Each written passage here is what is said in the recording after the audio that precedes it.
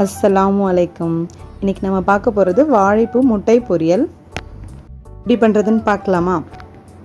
First வாழைப்பூவை clean பண்ணி நல்லா wash பண்ணி எடுத்து வச்சுக்கோங்க. ஒரு பேனில் தண்ணி பாயில் பண்ணி அதில் மஞ்சத்தூள், க்ளீன் பண்ண வாழைப்பூ எல்லாம் சேர்த்து நல்லா பாயில் பண்ணிக்கோங்க. நல்லா வேகிற வரைக்கும் அதை பாயில் பண்ணணும். பாயில் பண்ணி அதை ஸ்ட்ரெயின் பண்ணி எடுத்து வச்சுக்கோங்க. இப்போ இன்னொரு பேனில் ஆயில் சேர்த்துக்கோங்க.